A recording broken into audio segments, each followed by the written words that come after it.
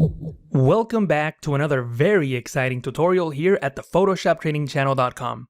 My name is Jesus Ramirez, and you can find me on Instagram at JRFromPTC. In this video, we're going to talk about the ContentAware Move tool. The ContentAware Move tool allows you to move an object in an image to a different location. Photoshop will automatically fill the hole left behind by the object. In this tutorial, I'm also going to show you how to duplicate, expand, and contract objects in an image with the ContentAware Move tool. If this is your first time at the Photoshop Training Channel, click on that subscribe button to receive more free tutorials. Okay, let's get started. So we're going to be working with this image here of these hot air balloons. This is an Adobe stock image. You can download the free watermark version if you like. There is a link for it right below in the description. So you may want to move things around to create negative space for text, or simply to make them look better. You can move things with the ContentAware Move tool, which is nested under the Spot Healing Brush tool, ContentAware Move. Make sure that your mode is set to move, structure at 4 and color at 4, sample all layers, and transform on dropped. We're going to talk about each of these options later, but for now, let's all work with the same options. Then I'm going to click and drag and make a selection around the balloon. Then I'm going to click and drag it to the side and tap on the check mark. Photoshop will fill the hole. This is sort of like a ContentAware fill. And now we have the balloon here on the side. I'm going to press Ctrl D, Command D to deselect. And that is basically how the tool works, but it's actually more powerful than this. I'm going to show you several different techniques that you can use to increase the power of the ContentAware Move tool. So I'm going to press Ctrl Alt Z, Command Option Z on the Mac. And I'm going to do that several times just to go back to the original image. I still have the selection active, and that's okay. One thing that you can do when you're moving objects with the ContentAware Move tool is that you can scale and rotate them.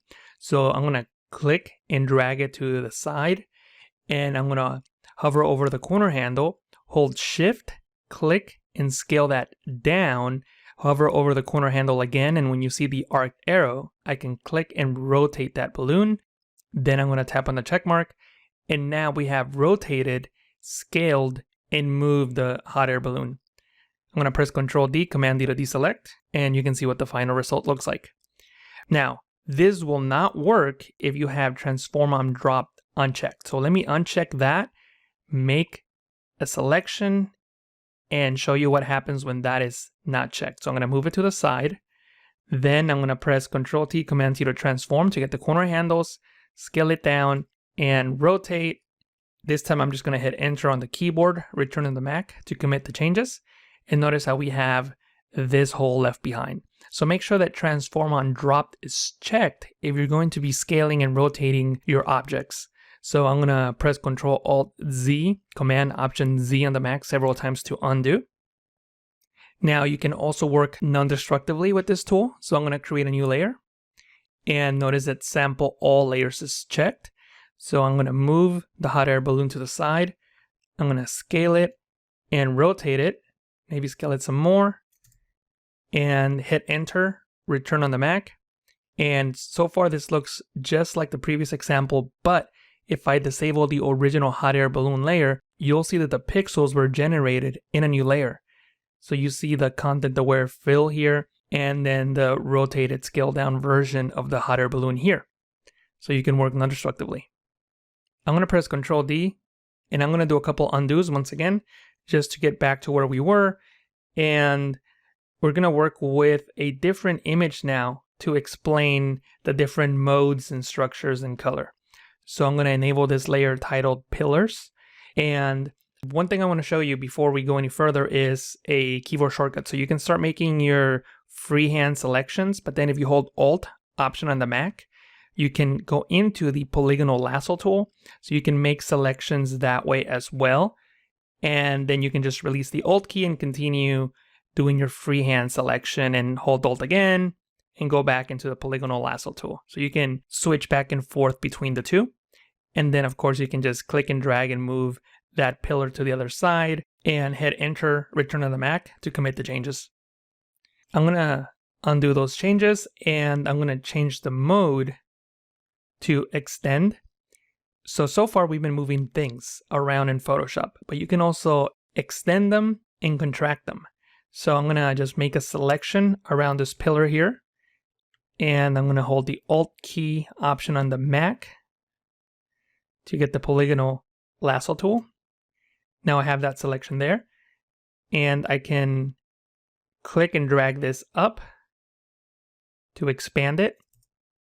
And there it is. Now we have a taller pillar. And I'm going to make a selection around this pillar. Click and drag it down. Release, hit enter, and now I have a shorter pillar. So you can do those adjustments. Another thing that you can do with the extend tool is actually duplicate things. So I'm going to go back into the hot air balloon layer. And once again, I'm going to make a selection around this hot air balloon.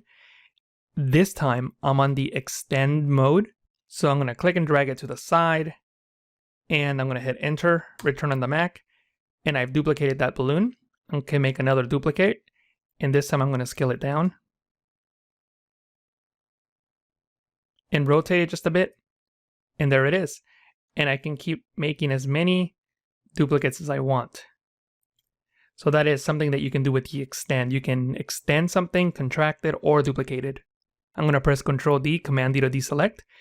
And the last thing that we're going to talk about in this tutorial is the structure in color. Structure has values between 1 and 7.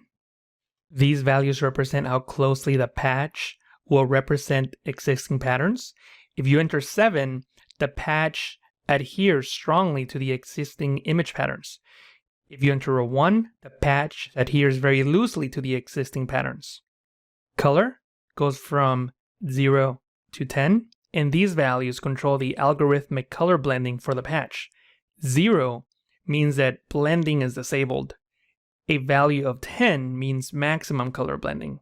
And I know that sounds a little confusing, so let me just show you how they work. So I'm going to go back to where we were when we started, which was structure of 4 and color of 4. And I'm going to make a freehand selection around that hot air balloon. And we can click and drag the balloon to the side. And we can tap on the check mark to commit the changes. And it works as you expected. But we can actually come in and control the color and structure now, even after applying that change. So I'm going to just bump up the color all the way to 10 so you can see the change, and 0. If the selection is distracting, you can press Ctrl H, Command H on the Mac to hide, and you can continue making your adjustments. Notice how the pixels change when I slide this slider. I can do the same thing for structure. That's at 1, and that's at 7. So you can just adjust these and see what type of changes they give you. So if you make a ContentAware move and things are not looking right, make sure that you adjust the structure and color right after you make the drop. I'm going to press Ctrl H, Command H again to bring back the selection. So if I make a selection and I move the hot air balloon to the side and tap on the check mark or hit enter, return on the Mac, I can continue adjusting the structure and color.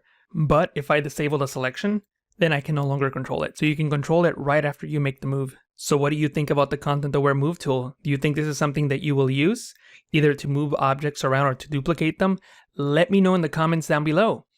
And that's it for this tutorial. I hope that you enjoyed it and that you learned something new. If you enjoy this tutorial, don't forget to share it with a friend and click on that like button. If you're new to the Photoshop training channel, then click on that subscribe button. Thank you for watching, and I will talk to you again soon.